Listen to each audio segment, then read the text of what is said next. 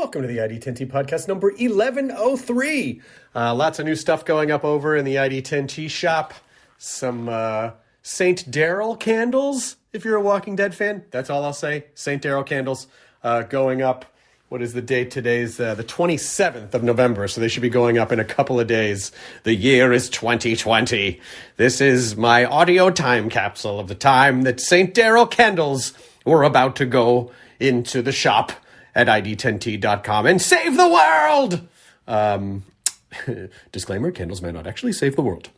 So yes, that's at ID10T.com. Please go check that out. Let's talk about you, the ID10T community. And this ID10T community corkboard, events at ID10T.com is the email, is friend of the podcast, friend to me and friend of the podcast, Chris Sullivan, whom I love. Chris is just the best, nicest dude. He was on the podcast a while back. He is in the show This Is Us. He is Taserface.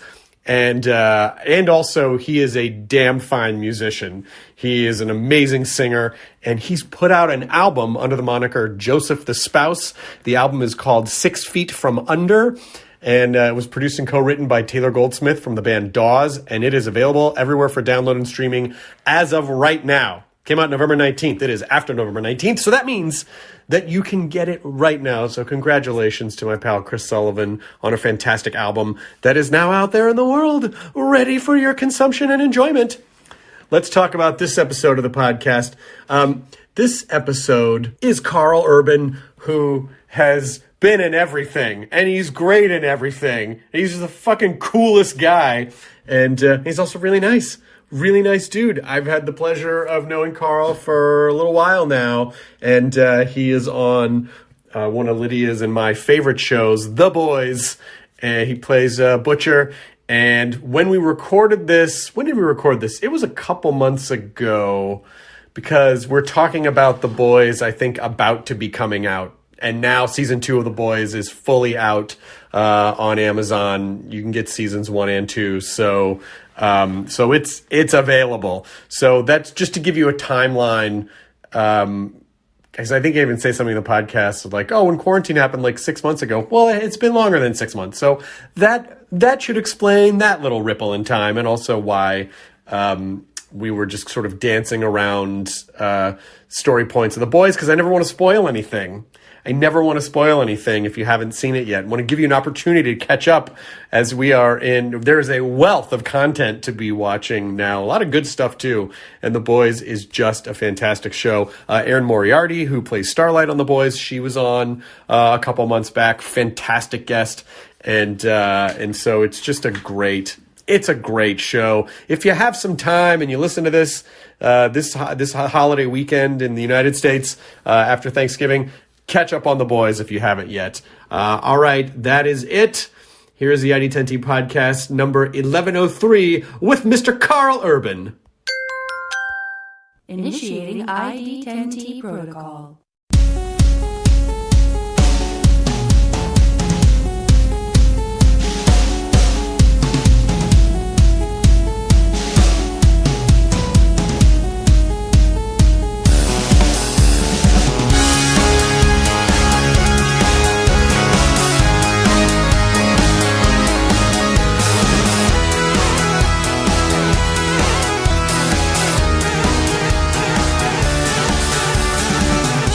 What's up, Karl? How you doing? I'm pretty good. How you doing?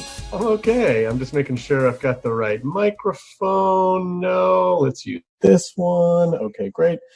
I'm just trying to get, as long as I've been doing this, especially in quarantine, I still have not come up with a better lighting situation. My office is incredibly dark and then backlit.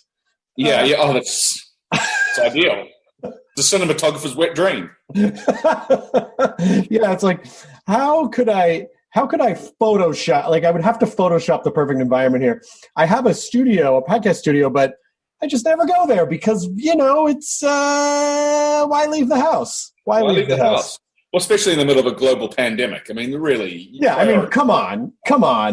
We haven't really been much of any. Have you? Well, New Zealand did a pretty amazing job, and you were booked to record the podcast maybe a week or two ago, and then there was an immediate quite sudden lockdown that happened. Is everything okay down there now?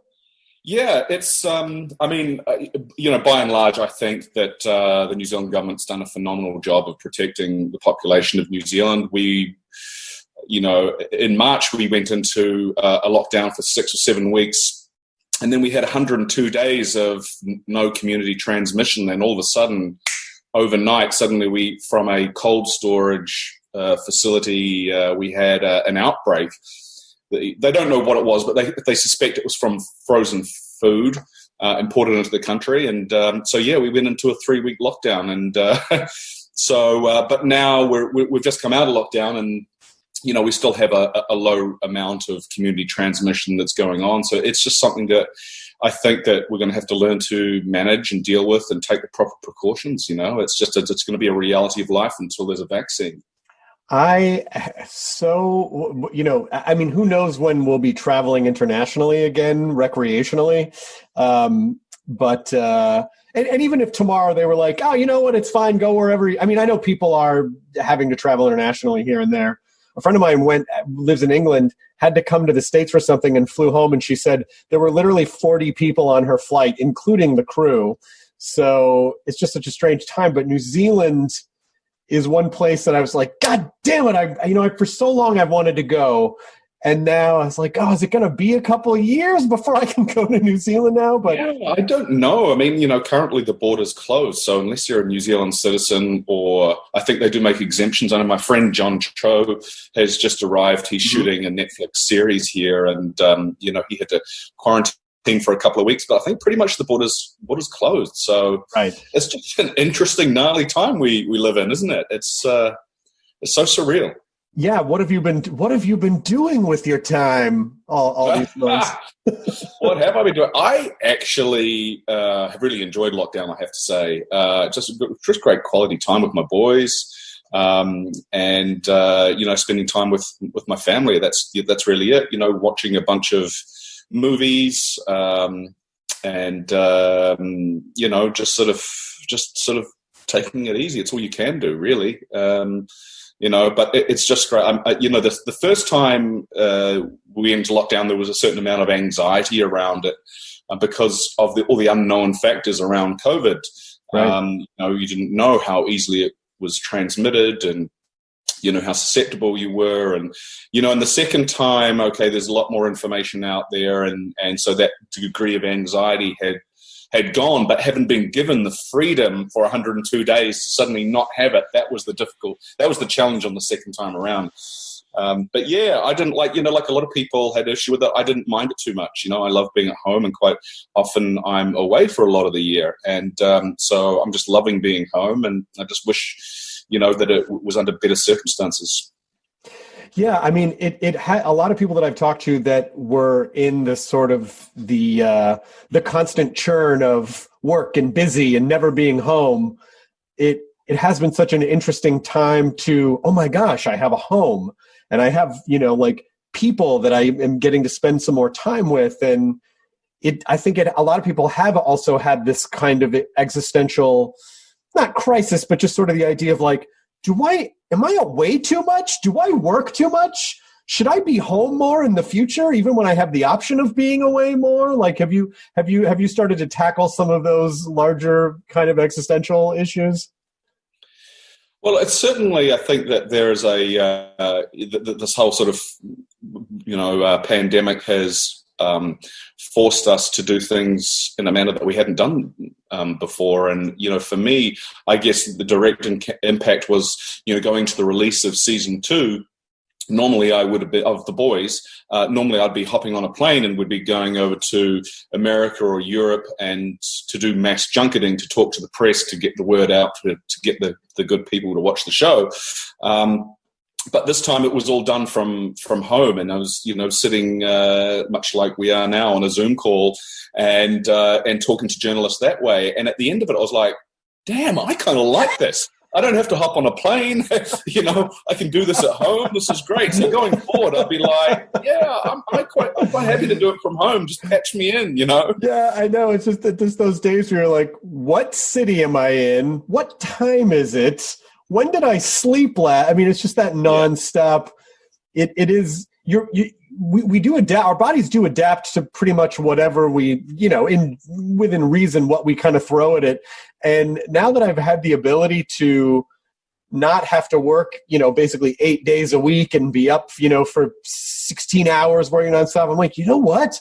This is not so bad. Like, how did I do that before? I don't know how I did that schedule before. Like, getting back into that momentum is going to be pretty insane, because I know you guys are going back. I know eventually you're going to shoot a season 3 of The Boys. Right. And have you even talked about when that's going to be, or is it still like, we're trying to figure that out? Yeah, season 3 of The Boys is currently slated to go before the cameras end of January 2021. Oh, great. And the good thing about it is that there are a whole bunch of productions that are currently just sort of getting going at the moment. So there's going to be a whole lot of test cases out there to see, what the protocols are and what the inherent risks and procedures are. And so it's great. We're not first off the rank. So we're pretty optimistic that it's going to happen. And, for me, coming from New Zealand, it sort of means that I have to spend 2 weeks in quarantine in Toronto before I even set foot on set. And I guess when I return back home, there's another 2 weeks in quarantine. Right. So, if I'm shooting for 5 months with a month, I'm going to have to add a month of it on top of that for quarantine. But we're all it's that's just, I guess it's until, as I said before, until there's a vaccine, that's just one of those reality of life that we have to accept. And myself and the entire cast are so looking forward to getting back to season 3. We had such a blast shooting season 2, and we're really, I feel like we've sort of bonded, pretty well as a family unit now, and it's exciting, and it's just wonderful to be on a project that has such a great solid fan base, and it's only growing, and I just can't wait for everybody to see the the insane mechanics of season 2. Well, season 1. It was my wife and I, it was one of our favorite shows of the past season. And when I think I probably ran into you at Comic-Con the summer before it aired. And I've been friends with Eric Kripke for like 25 years. And he was trying to explain the show, but he was like, we just have to see it. And I know, of course, it's obviously based on the comics, but it is such a fucking amazing show. And we were so excited that it's coming back, again.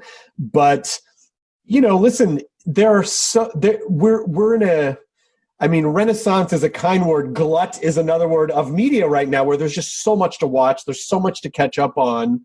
And a lot of stuff you just sort of eat it like fast food. You consume it like fast food. But The Boys is one of those shows you just keep thinking about it after you watch it. It's so fucking good. It's just like, if the vibe of Breaking Bad were about superheroes, those moments, when Eric Kripke's masterful at that kind of stuff too. Mm. But when you read the script, did you go, holy shit, this is going to be so different? Or was it, once you kind of got on set, started seeing how everything was playing out, did it start to occur to you, like, I think we're doing something really different here?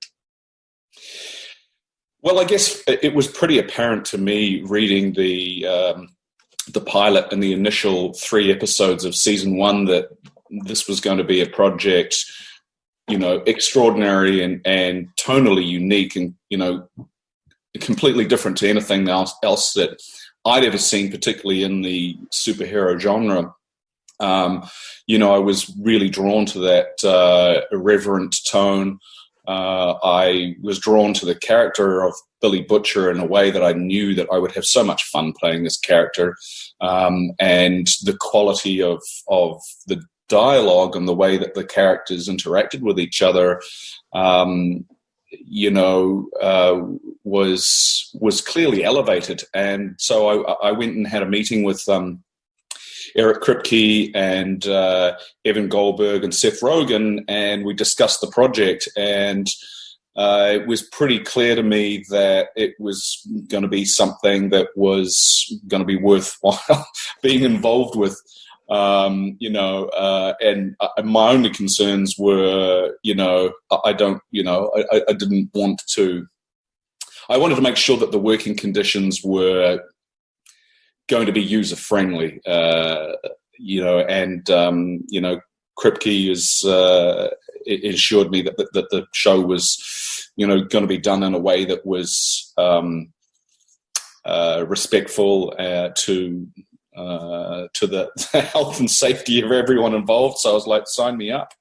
That's great. I mean, and that must come from experience of working. I mean, you've worked on some fucking insane things, Karl. I mean, like legitimately you're in so many of the biggest franchises in film, and it's just one right after the other. You got your Lord of the Rings, you got your Star Trek, you got your Bourne Supremacy. Like to sort of wrap your mind when you look at your career, do you feel like, oh, I've done some pretty cool shit, or do you feel like, no, there's still so much more to do? Like, I'm so curious to hear how you view success, how you view your own career. Do you even think about that kind of stuff, or do you just kind of go day to day? To be perfectly honest, I don't really think about it too much until I get into a situation where I'm talking to someone like yourself. Of course. I certainly don't, go on any sort of binge watching retrospective and, check out past projects. I'm very much kind of in the moment, what's on my plate, what's coming up. And I certainly have never planned my career to any great degree because, I've been in a lot of good shit, but I've been in some shit as well. And it's always a leap of faith. You never know how a project is going to turn out until it's up there on the screen, because, there are a multitude of collaborators that get to have their little stamp on it. And, and that can be for the detriment of a project sometimes as much as a benefit. Certainly I have found in my career that time and time again I have the most enjoyable experience and the best results just coming from working with the most high caliber collaborator that I can. Right. And in that regard, I've been really blessed to have worked with some truly gifted, amazing people, the best in the business. And that is typically where the good shit happens. I really have to wonder what it is about New Zealand that everyone that I've had the pleasure of meeting and or working with from New Zealand is just there's just such a nice, healthy, emotionally healthy vibe where everyone just feels like, oh, we're doing what we do. I don't sense a lot of anxiety inherent to the fabric of New Zealand culture, but the folks from New Zealand that I've met and gotten to know, it's, you, Jermaine, Brett, Taika, Rhys Darby, Neil Finn, met Peter Jackson a couple times. Like, everyone just seems... Sounds like you've met everyone. That is the population of New Zealand right there. I would so love to understand what it is about New Zealand culturally that fosters such a seemingly healthy kind of emotional mindset about things that doesn't really seem to be about ego. Is there a little bit of tall poppy syndrome? Because, Rhys Darby had a show called Tall Poppies, and it was like that idea of like, well, you never want to, seem like you're too above anyone, but there isn't like it's not like an insecurity about it. I don't know. Do you understand what I'm talking about? Can you explain any of that? Yeah, I do. I've got a couple of theories on that. I mean, first of all, the New Zealand film and television industry is pretty myopic in nature. And because of that, whether you're an actor, a writer, a director, you are forced to work in all sorts of facets of your industry. You might be an aspiring director, but you know what? You're also going to be shooting. You're going to be shooting the camera. You're going to be doing sound. If you're an actor, you're not just going to be specializing in, film. You're going to be working in television. You're going to be working in theater. You're going to be working in radio, and I think, fundamentally at its heart, New Zealand artists, I think they are very grounded in the craft of what they're doing as a result. And in my experience, I find a lot of our counterparts, and particularly in the States, become very top heavy. They become focused on the peripheral aspects of the industry. It's like they've got agents, managers, lawyers, they've got publicists, they've got stylists, they've got dietitians, they've got endorsement, they've got a social media person. So there's all sorts of other things that they're sort of focused on, which I think, in my opinion, and sometimes that sort of really kind of leads to the detriment of the craft of what they're actually doing. Whereas in New Zealand, I think, we are just, I guess, are blessed in the regard that we sort of typically just sort of focus on the craft of what we're doing and the job at hand. So, but I don't know. It's or maybe it's just something in the water. I don't know.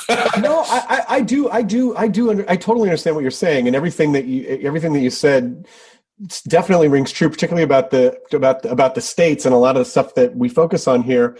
I'm sure a lot of that has to do with just the sheer numbers of people who are clamoring for attention in the business. But it is that I think that you're right. The detrimental part, like when you're focusing more on the brand of what you're doing rather than the craft or the art of what you're doing, you're right. It can, and focusing on the brand stuff is really alluring too, because a lot of that just feeds into the ego stuff, which is, totally.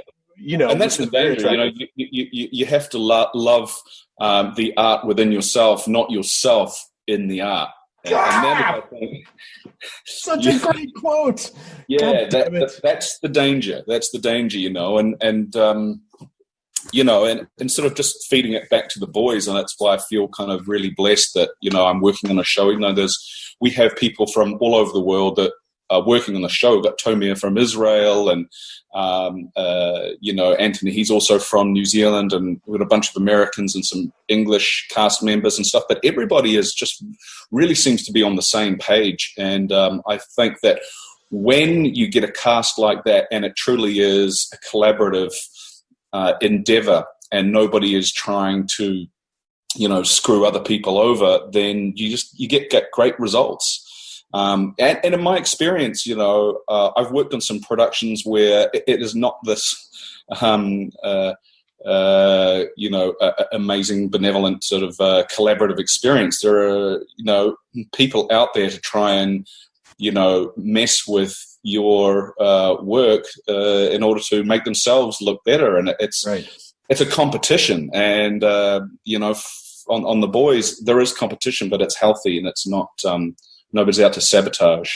Yeah, there is the healthy competition, which I think is, that's really amazing. How can I be inspired by someone else's work and one up my game to do better, or just the competition with yourself? How can I be better today than I was yesterday? Which thing is helping. Right. But you're right that, I must sabotage and salt the earth for everyone to elevate myself is the most toxic, detrimental, and I don't know how it's almost like there isn't really an acting class to teach for that, where it's like, well, you might, yes, you're going to acting class and you're learning how to act in ideal conditions, but you might encounter situations where, there are egos, or it's like someone will come out of their trailer, or people are cranky, and it's like, how do you get in and focus on your craft when you kind of have to shove that stuff out of the way? That's a whole other learning experience as well.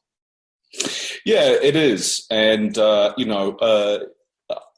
think that, part of the skill set of being an actor is you have to have that ability to be able to shut everything else out. And you've got a camera crew of, 30, 60 people standing around watching you. And you have to have the ability to, focus them out of your world and just sort of zero in on your partner in the scene and the work at hand. And, certainly when you encounter, tricky actors, that it's just an extension of that skill set, but as I said, for me, for the last 2 seasons, working on The Boys has just been such a great experience, working with the likes of Jack Quaid and Aaron Moriarty and, Tamir and Laz Alonso, Karen Fukuhara. I mean, they're just real solid players and great people. And, and really that's a testament to Eric Kripke. He's put together just a wonderful collective of players, and has given us just fantastic material to run and run and play with. Do you ever think about doing, I know you've done a lot of different types of stuff, but my experience with you has always been, you're also kind of a comedy guy too. Like, is there comedy? Do you see yourself as a comedy guy? Like, do you want to do more comedy stuff? Yeah, that's a great question. I don't really like the idea of pigeonholing myself into any one particular genre over another. And in fact, my natural instinct is, as soon as I've done something, whether it be a comedy, then I want to swing the other way and do something completely opposite. Yeah. That constant process of reinvention, I think it keeps it interesting for me as an actor, but also for an audience. I have got a lot of sort of comedic roles on my resume, but there's also, I think, a fair balance of drama and action and all sorts of other stuff in there too. And as I said before, I haven't planned this career. It's just sort of stumble along. If I read a piece of material and then start making decisions on about how I might like to play the character, or get those creative juices going, then that is to me a really good indication that that it would be something that I should pursue. Yeah, but it's clear that you ask good questions, because the fact that you even had the awareness to ask Kripke and Seth and Evan, basically, is it going to be a good set? Is it going to be a fun working environment? That's an amazing question to ask. And I think a lot of people, when you are putting brand and career over like craft and art or experience first, that's how you can fall into some of those tricky rabbit holes. But the fact that you even had the awareness to ask that question is a really helpful question. Yeah, the question was more like, listen, motherfuckers, I don't want to be working 6 days a week, because I've been there, I've done it, and I'm not doing it again. So you ensure me that this schedule is going to run on time, and that we're not going to, be shooting for months and months in extension of what we contractually agreed to, and that, we're going to be working reasonable hours, not 17-hour days. I mean, that's really what the conversation was. It's like, as much as is it going to be a fun set? Yeah, I mean, listen, you determine your reality yourself on that level. But no, it was, it's always that freaky thing when you sign a contract, and particularly one like this, because you are taking a huge leap of faith, and you have no idea you're signing away 5 or 6 years of your life, or certainly 5 months at a time, to these producers, and you have no idea if they're going to be able to manage the production in a way that is actually going to look after not only the cast but the crew, and so it's that to me, the working conditions are, for everybody, not just the actors, are a huge concern to me. Yeah. Did you have to sit with the idea of potentially signing on for what I assume could possibly be 5 or 6 seasons, considering that the show seems to be going well and building off of each season, versus that very kind of transient lifestyle of film where it's like, yeah, you work on something for a handful of months and then you move on, and then you do something else. Yeah, well, I was really looking forward to the opportunity to be able to tell a story, or to be part of a storytelling process that worked with a larger palette, which had the luxury of time over a multitude of seasons to really flesh out characters and develop a strong arc. And this just presented me that opportunity. And really, it came down to 2 factors. It was the character of Billy Butcher, and it was Eric Kripke. And between the 2 of them, it was like that's what clinched the decision for me. And now let's briefly pause to thank our sponsor for this episode of the ID10T podcast, Squarespace. You've got your domains, your websites, your online stores, your marketing tools, your email campaigns, anything from start to finish that you want to build as a digital presence. Squarespace will absolutely help you do whatever your ideas, whatever work you want to showcase. If you want to sell a product or a service or promote a physical or an online business, you're going to get beautiful templates created by world-class designers, and then powerful e-commerce functionality that lets you sell anything. You can customize it however you want. Everything's optimized for mobile right out of the box. You're going to get 24/7 award-winning customer support. Nothing to patch or upgrade ever. It just happens. You don't even have to worry about it. So head on over to squarespace.com/ID10T for a free trial. And when you're ready to launch, use the offer code ID10T, and you're going to save 10% off your first purchase of a website or domain. So that is Squarespace.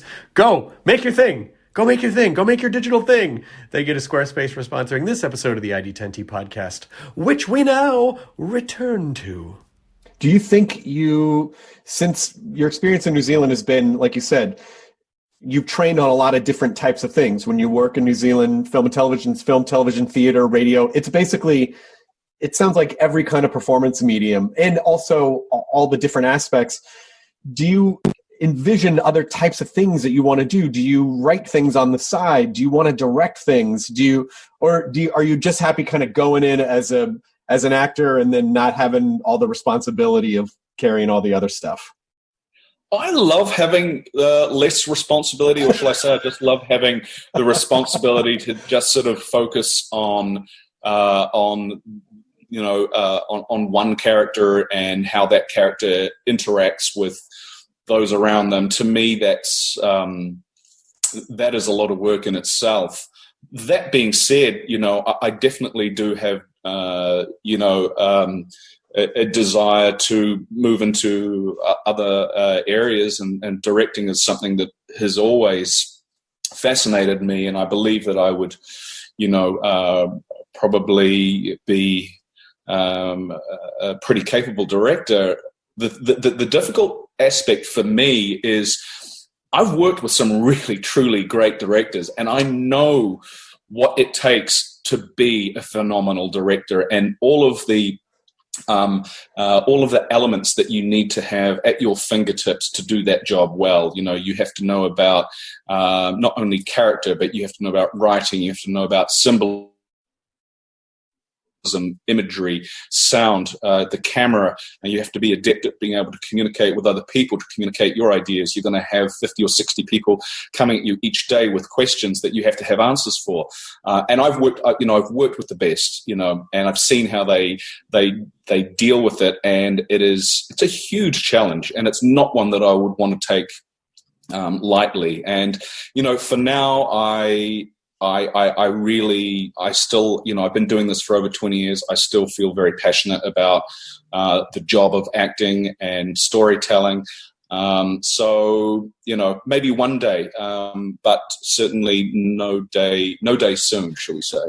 But maybe one day. Yeah. I mean, also, yes, knowing that you have to be the final answer on basically everything. To me, the scary thing about directing is that if anyone asks a question about anything, you have to have an answer. And if you don't know, you have to make it up, and you have to hope that it's right, because you ultimately are the grand conductor of all of it. And everyone's looking to you as sort of the captain of the production to know how it's supposed to go. And you have to hope that everyone's on the same page. And if they're not, you have to figure out how to get everyone on the same page. To me, that just feels like that is just an extraordinary amount of responsibility that you have to really love what you're doing. Yeah. And then, you, after you've shot that thing for 3 months, possibly more, you have to go and spend a couple of months in a dark sound booth or a dark editing suite, and then a sound booth. And, that's going to seriously jeopardize any outdoor activities you might want to do. So, yeah, it's a huge commitment. I don't know. It is a huge commitment. And also there are, when you're assembling, you have to really have a strong idea of what you want, because there are a million ways you can assemble a scene. Yeah. Just the cuts of the music and which takes you use, and it just feels like, to me, I'm sure people who are born with the director gene go, oh, that's so exciting. You get to sculpt this kind of 3-dimensional thing. And to me, I go, there's a million ways to fuck that up and maybe two where it works. And I don't know. I don't know if I could hit the one or two. I would just be terrified the whole time. Like, I don't know. This just seems, this is hard. Yeah. Yeah, no, it's I don't know. I mean, for me, it is definitely something of interest. But as I said, and writing. I mean, I've had such a huge admiration and respect for writers and for the craft of writing. I mean, to just have that discipline to sit down in your office and just every day tap something out. I tried it, and my attention span is too short, and it's just that having that dedication and commitment to do that. Especially, you wake up and it's a beautiful sunny day and it's like, I could be on my boat fishing. Out playing golf. I could be surfing. It's like, why would I want to sit inside and be in my imagination and have my face in front of a computer for... Yeah, and you live in a paradise too. Like, you live in New Zealand. It's like, why wouldn't you want to be outside if you live in New Zealand? Right. Yeah. Yeah, I would imagine that doesn't help a whole lot either. If you're in... Basically, you're in the Shire all the time. Why would you want to stay inside and tick, tick, tick, tick, tick away? I don't know. Strokes, but I guess it's like anything in life that when you work on something and you invest your time and energy into it. The reward really comes at the end of the day when you get to stand back and look at what you've created and what you've created in collaboration with others and feel proud of what you've done. And certainly I get that sense of satisfaction from doing what I do now. And sometimes it happens more often than not, at the end of a shooting day when, you're just winding down and you're going back over your head over what you've done. Very rarely for me is it actually when I watch the finished product, because for me, it's all about what happened in the moment. On set, and that's where I guess I derive the greatest amount of satisfaction, and then from there it sort of gets handed over to other people. Do you mind if I ask you some? I don't have kids yet, but my wife and we're gonna try to do that. Can I ask you some dad advice? Because I know you have two kids, and one of them's a full adult, and the other one's a teenager, so almost a full adult. Yeah. How, and then this might be a dumb, obvious question, but how did the arrival of children in your life sort of change your priorities, change your life, change how you see yourself, your relationship to the world? What was it sort of a magical moment that you had, or was it like, did it feel very natural right away? Well, I was actually, at the time where we had our first son, I was 28. And I was I'd just been cast in Lord of the Rings. And, certainly for me, it wasn't, I was always really focused on my career and the thought of having children was not something that was on my radar, but it's something happened to us and it's just been the greatest gift in the world. And it has really made my life's journey so much richer and rewarding as a result, and I've learned so much through having these beautiful kids. I would just if you have that opportunity, it's just it's the best, and it certainly. I found that it's taught me a lot. Particularly, it teaches you patience. That's pretty much the first lesson you're going to learn. You can't reason with the baby. You just can't reason with the baby. Why are you crying right now? Everything's fine. You just can't. No. But yeah, it's certainly and for me it was I remember being certainly a little freaked out at first. Obviously, as I said before, I was so really focused on just achieving what I wanted to achieve in my career, and just the thought of having this huge obligation and responsibility just freaked me out. But,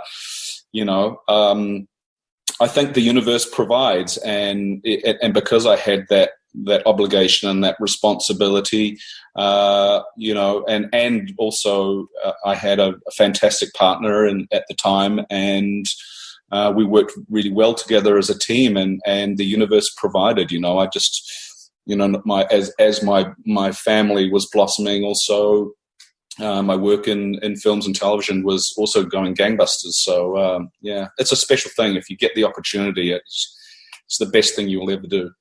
But I love the idea of you saying that the universe provides, because that's basically just saying, like, look, things are going to happen, but ultimately you figure it out. Like, you get through it. The answers are there. You may not have them all. And that's sort of like in the way that I was kind of catastrophizing, like, editing a movie, there's a million different ways you can fuck that up.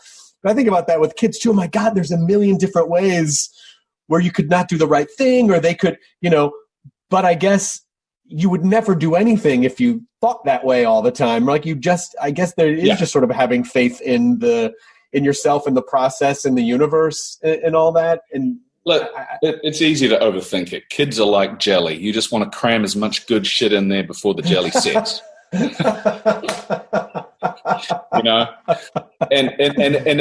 if you feel like you're fucking it up, then you're probably on the right track. You mean you're on the right track? You're doing it right, or you're you're doing it right. It means you care about what you're doing. Good. It's it's a funny old thing, isn't it? Well, yeah, but it's also like, you want to give them. And I was pretty, my parents were pretty fantastic. So it's like, I don't think it's not like, I'm not gonna do what my parents, like, I love both my parents, but I also know, like, I'm a bit of an overthinker. I get anxious about things. I don't want some poor kid to have to do that.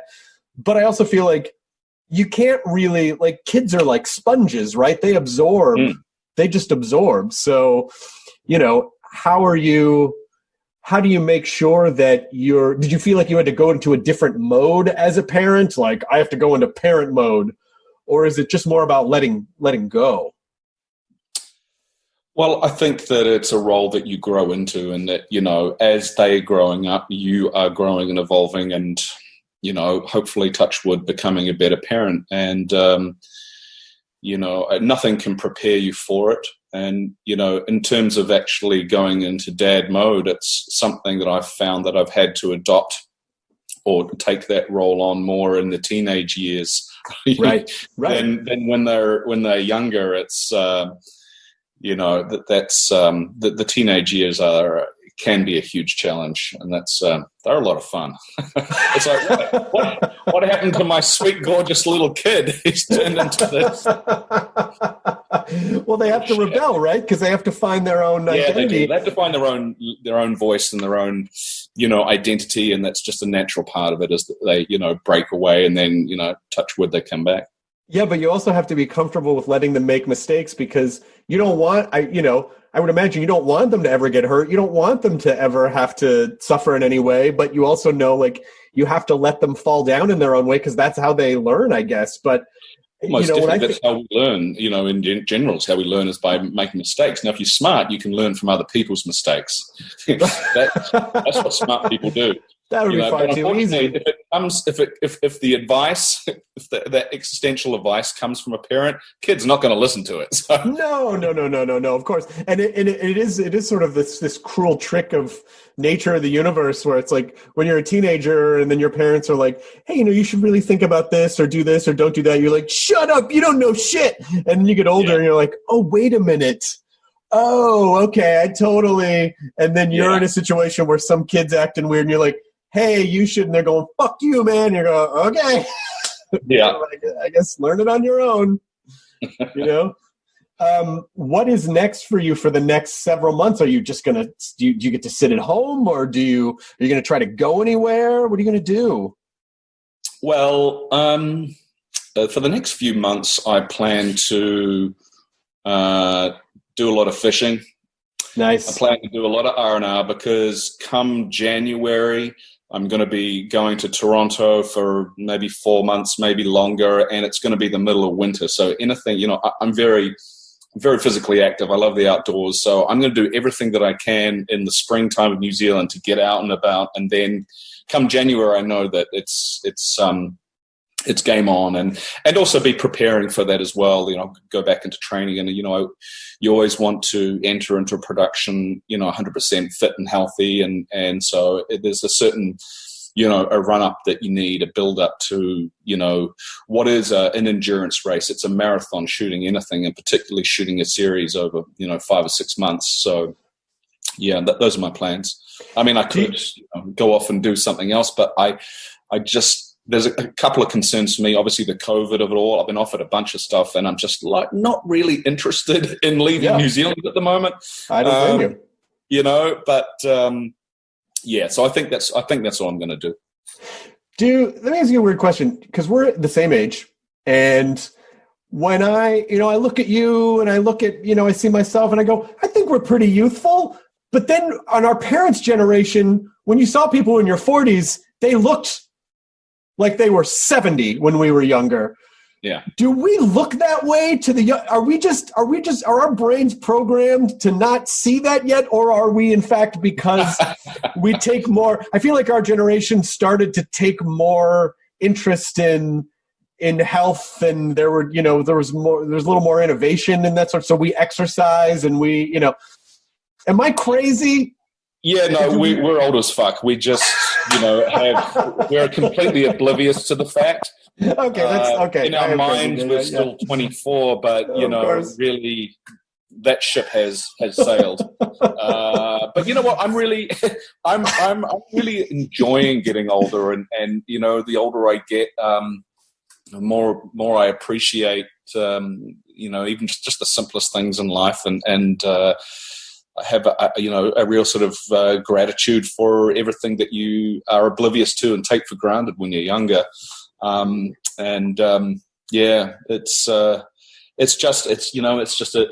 a strange time to be living in. I find it these days. There is nothing predictable about the time we're living in. There's nothing that just go back 10 years and there seemed to be, kind of this malaise that we were all in, and and now it's like every day there's just something else that happens, whether it's politically or whatnot, or with this pandemic, and it's just like these are gnarly times. There's no two ways about it. It's just gnarly times. They are definitely gnarly times, but it's also like thinking about the idea that, like you said, well, I'm going to shrink my world, and I'm just going to focus on each day. I'm going to go fishing. I'm going to try to get as much. And I think that's a solid plan, because I think in the previous times, and I mean that like 6 months ago, I feel like the fallback was like, oh, I feel uncomfortable. I better get busier. I better work more. I better distract myself more. And now I feel like it's more about, wait, I need to kind of focus on, appreciate what's in front of me right now. What do I have today that I can appreciate, rather than running out? Because we can't really run around and chase that happiness and distract ourselves.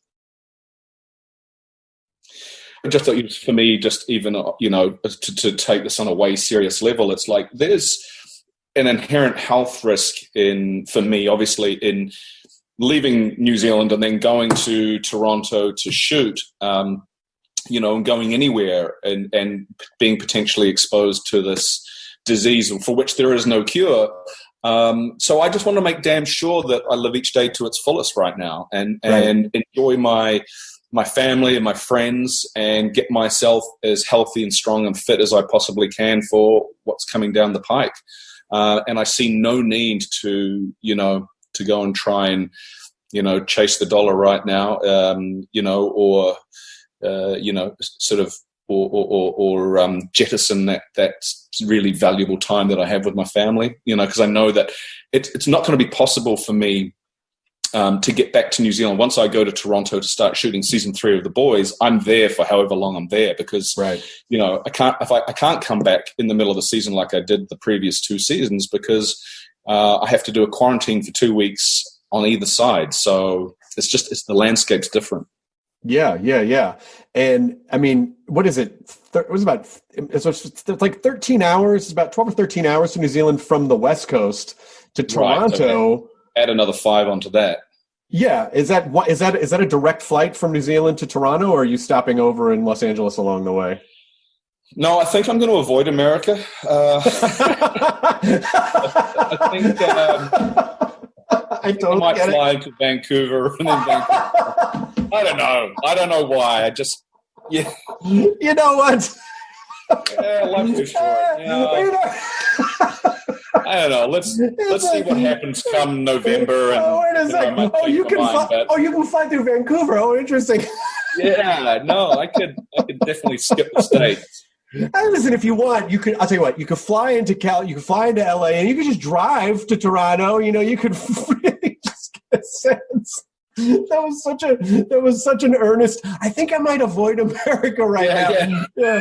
I don't know. It's my go-to destination right now. Listen, don't get offended, all you Americans. I love America, I really do, but y'all got some fucking shit going on there right now, and hey America, I love you, but I'm just gonna skirt through Vancouver on this one. I'm just gonna go right around. I remember the first time I met you, and you were so nice because, listen, I had been a longtime fan of your work, and we were on a flight together. And I think I tweeted, I think Karl Urban's sitting behind me. And not 2 minutes after I tweeted that, you lean forward and go, "Hey, how's it going?" And I'm like, "Holy shit!" And it was just, it was really nice. It was. I had never met you. I didn't know what to expect, and you were really warm. And I think you even came to a comedy show that I was doing, which was incredibly nice of you. That's right. I remember that. It was fantastic. Yeah.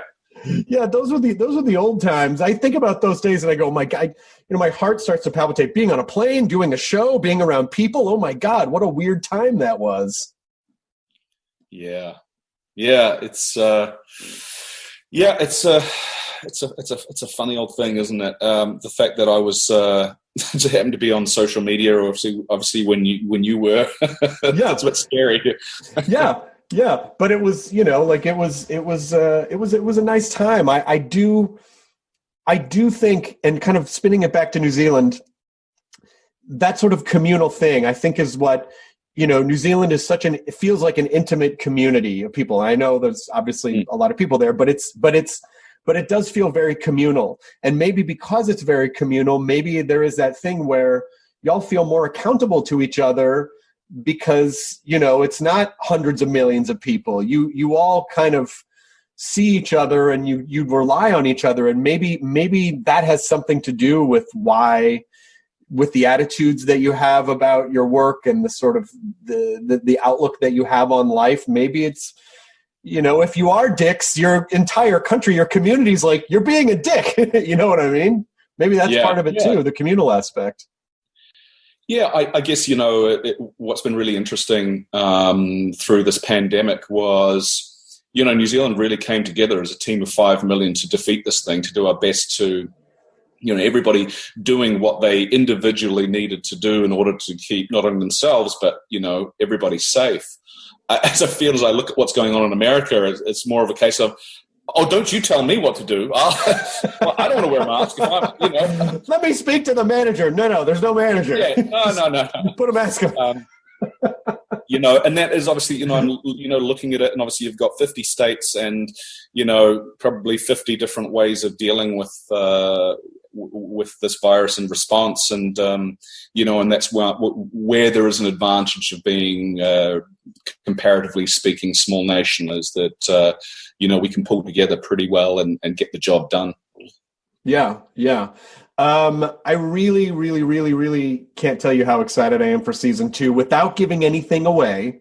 And that's one of the reasons why it's been difficult to sort of talk about The Boys on the podcast, because it's just one of those shows where you don't want anything spoiled. Like, every moment of that show is so precious because you think where something's going, and then there's a moment where you're like, Jesus Christ, Right. So without giving too much away, what can you say about season 2 in broad terms, kind of building off season 1? You happen to be in luck, Chris, because I'm very good at speaking in generic broad terms when it comes to promoting a television show, let me tell you. Yes. For me, this season 2 really picks up where season 1 ended. And, the boys are on the run. They're wanted felons. Billy Butcher is missing in action somewhere.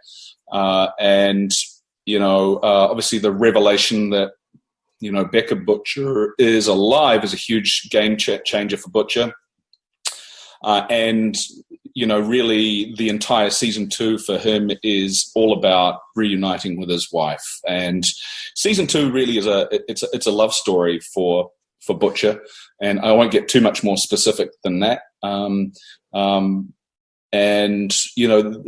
Kripke, I guess his sort of, thematically, his idea for season 2 was to rip away something from each and every character that was most valuable to them. So for Huey, it's Starlight. For Butcher, it's his wife, Becca. For Homelander, it's kind of his status and standing as the leader of the Seven and his popularity and all the things like that are important to him.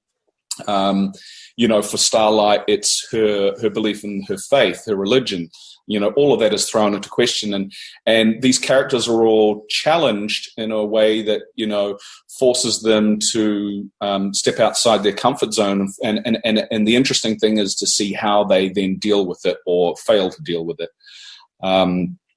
Eric Kripke was sort of pulled us all together at the beginning of the season and said, "Listen, we think it would be a mistake just to try and go bigger for season 2. So what we're actually going to do is just dive deeper and really get into the minutiae of these characters and how they operate." And I think he completely achieved that. But he also, at the same time, totally went bigger.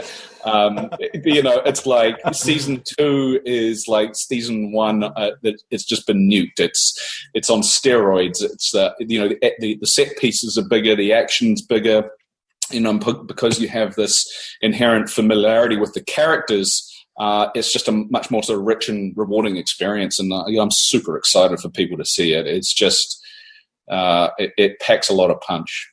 Yeah, I mean, and I have so much faith in the group and in Kripke also because The Boys season 1 is one of those shows where you're like, how the fuck are they going to top this? And I really, because a lot of there are shows that can out of the gate just blow it out of the water, and then it can be very difficult to follow up. It's like, how do you follow?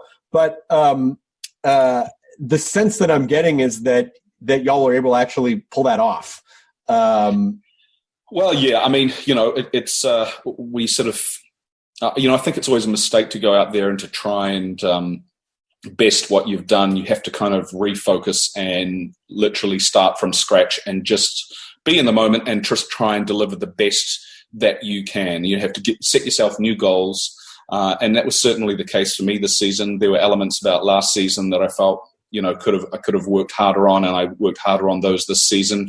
This season actually left me so drained. This was probably one of the most challenging pieces of work that I've ever done, and I think when you get to the end of episode 8, you'll go, "Oh, I get what he's talking about now." Okay.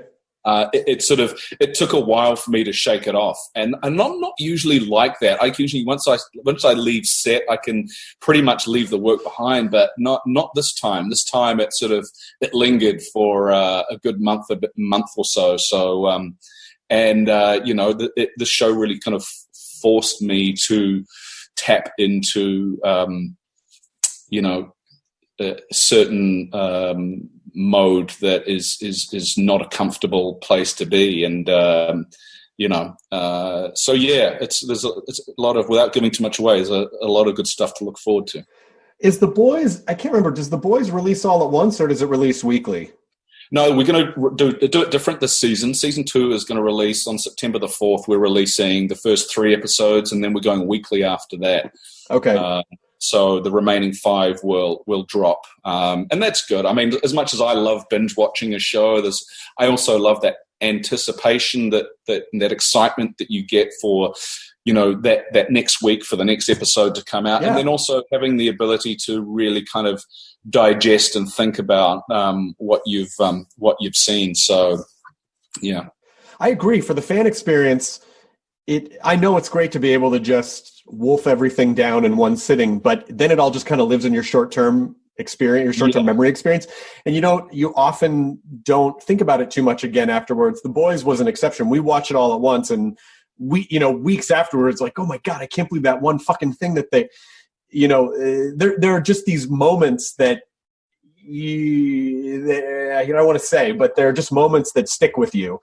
And but the experience of week to week, it allows you to have conversations with people. It allows it to breathe. Like, I feel like it really allows the show to have a life.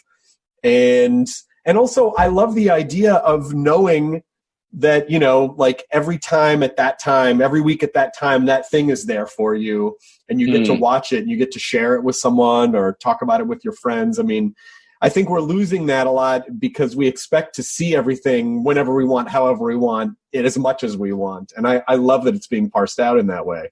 Yeah, I do too, because it's all too easy, and we all do it. When you binge something, you just devour it, and sometimes it's very easy to miss some of the subtle layering and flavors that are in there. And and certainly, going week by week is going to, I think, allow for that to sort of percolate a little bit more. No, well, listen, it's just great now that we're at that point where, we're handing this project over to the fans and to the audience. It's been sitting with us for the last year, and it's an exciting place to be. And I just can't wait for it to get out there, and and just to sort of get sort of some sense from everybody as to as to how they feel about it. And then, is there anything else that you're signed on to at the moment that you, in theory, would shoot after The Boys is done? Or are you not looking that far ahead yet? No, not looking that far ahead. As I said, I'm just at the moment just primarily focused on season 3 of The Boys. I'm also actually currently working on a couple of other animated projects. Cool. One I'm shooting for Netflix, and the other one is a small part in this really fun animated TV show. Can't talk too much about either of those, but that actually has been so much fun to explore that aspect of it. Sort of again linking back to doing things that are not, multifaceted. I really enjoy that, having that opportunity to work on characterization, but yet, in this COVID world, just doing it in a sound booth for, 4 hours at a pop. It's been a lot of fun. That's great. Can I ask you a weird Star Trek question? Sure. That, to me, was such a fun thing to do, but as an actor it felt like a tremendous amount of pressure, because in a way, yes, you are playing a character, but you're also sort of like playing DeForest Kelly playing a character at the same time. Like, what is in your head when you're approaching that kind of a role? It's not the same as something that's biographical, but it is, but in a weird way it is, because you're coming off of something that did exist. And so do you wrestle with that? Did you struggle with that, or was it just sort of like, oh, this is just like a fun theatrical exercise? Yeah, I'd be lying if I was to say that there wasn't some degree of anxiety, particularly around the shooting of the first movie. It's not like it's not like I had some specific element of my character, like Zach did obviously a phenomenal job of playing Spock, and having that a particular makeup look certainly adds to the acceptance of that character. But we were certainly never given a mandate to try and imitate what had come before. It was completely up to us to make these characters our own and to take the ball and run with it. But, for me, as a sort of a long-term, having a long-term appreciation of Star Trek, I used to watch it, as a kid with my dad. I just felt that I would feel somewhat gypped if I went into that movie theater and was to see a character that wasn't recognizably Bones. So for me, the challenge was to really identify certain aspects of, the late great DeForest Kelly's performance, and a kind of sort of cherry pick, whether it be a certain mannerism or a feel, a vibe, and kind of imbue that into a younger version of the character. And I certainly didn't want to get into the imitation game, but at the same time, it had to be recognizably Bones, and that was the challenge. And yeah, it was freaky at times. I think probably one of the most special memories I have out of that whole time was we were actually the cast was at a William Shatner charity event, and we were walking into it, and somebody tapped me on the shoulder, and it was Susan Nimoy, Leonard Nimoy's gorgeous wife.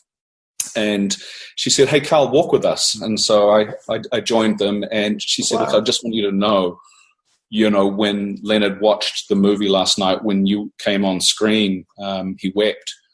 Oh. And at first I was sort of panicked because I thought, oh, shit, well, I must have really screwed that up. That was but she went on to explain, she said what I'd done was reminded her so much of her friend, of his friend, DeForest Kelley, who had, passed away a few years before. And to me, that was just like the coolest thing I think that sort of ever really happened to me around Star Trek was just that sort of, getting to, to meet and work with Leonard Nimoy. And it was pretty special. That's incredible. I mean, your careers can be long, you can win awards, you can do all sorts of things, but those are the moments of your career that I think there just is no substitution for something like that. I mean, that is such a special nugget of a thing that you get to have for the rest of your life. That must have just sort of felt like, okay, I think I did something good. I think I'm on to something special here. Yeah, it certainly was something that was very special to me. But it's interesting because when I personally look at my role in those Star Trek movies, I see the character. I just think the character is quite different than what DeForest Kelley had done. But somehow, I think in the in the sort of halcyon haze of fandom that it's kind of morphed into, it's exactly the same, but it's actually not.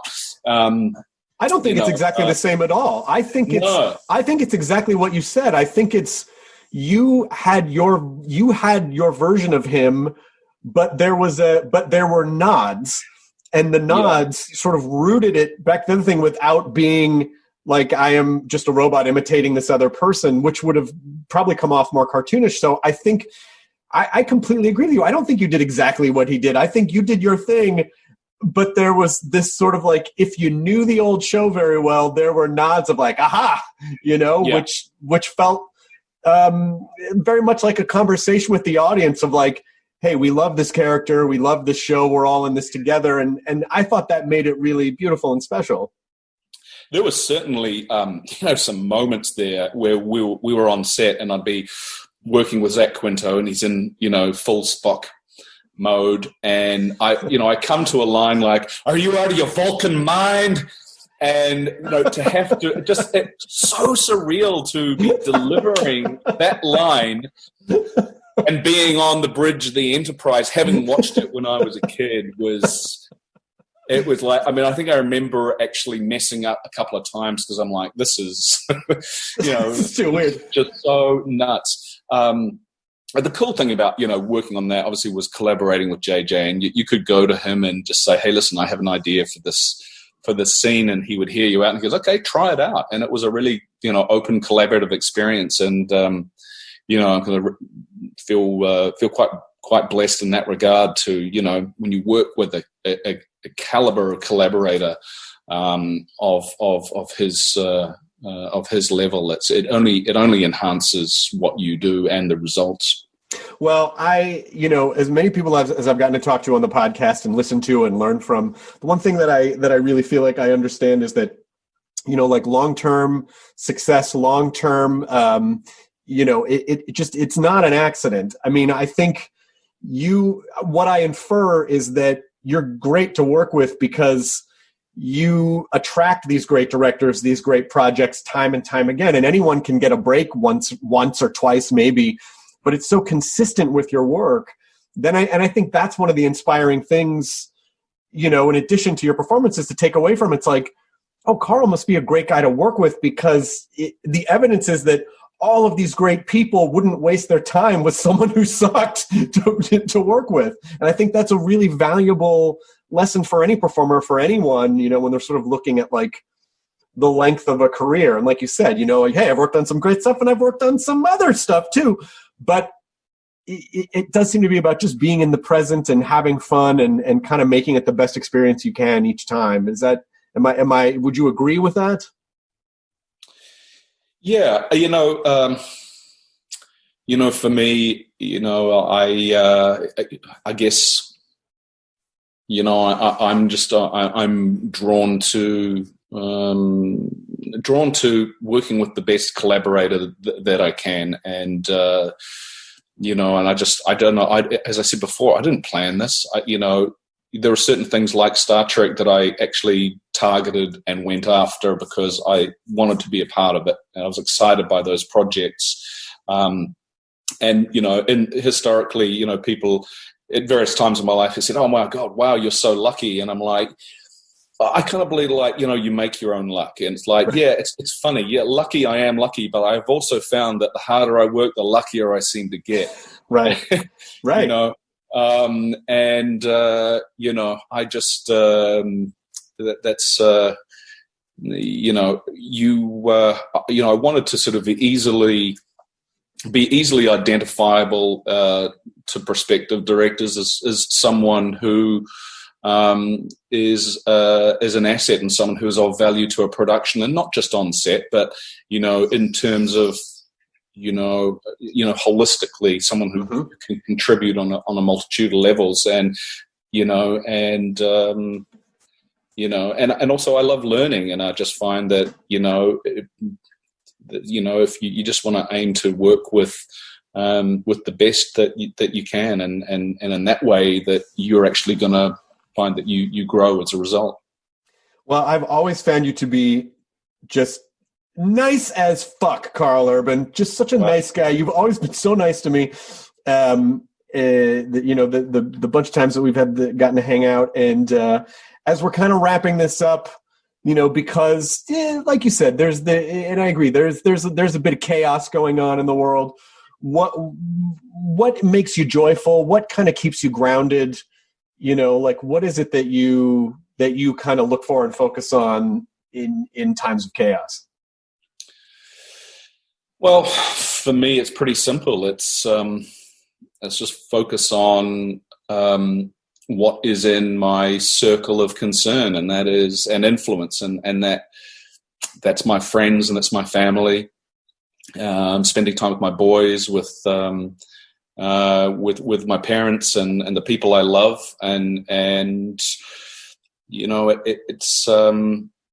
it's just about sharing quality time and being in the moment, and not, all too often in life we, even when we're with someone, we can be easily distracted by the outside, by, there's a phone call, a text, a social media, something, happening out in the cyber world. And it's all too easy to get distracted and just take for granted about what's right in front of your face. And I think in these times, it's particularly poignant just to be able to reduce it, existentially just down to the simplest thing, and that is just being in the moment with the people you love and not taking it for granted. And to me, that's the most valuable lesson to come out of these times. Well, I hope I get to see you in person again one of these days, perhaps in a Comic-Con style situation, or perhaps you'll come to Canada or New Zealand. Oh my God, I would love to. I'm not kidding. Like, New Zealand is at the top of our bucket list. It was the next place we were kind of looking at, like, where could we go for our big vacation in 2020, and New Zealand was on the list. And so, hopefully, where could we go and escape if America devolves into civil chaos and unrest? It would have been New Zealand, wouldn't it? I mean, I do wonder if we're knocking on the door of New Zealand, if they're like, no, we know where you're from. Get the fuck back there. You can't come in here. What are you talking about? Get out. But I really hope that New Zealand is someplace that we get to visit, and I will definitely hit you up for just where should we go, what should we do, just any kind of hometown recommendations. Yeah. Oh, most definitely. Yeah, for sure. Most definitely. If and when you get the opportunity, you just let me know. Thank you, Karl Urban. I hope you stay safe and healthy, and thank you. And hang in there. ID10T scanning complete. Enjoy your burrito.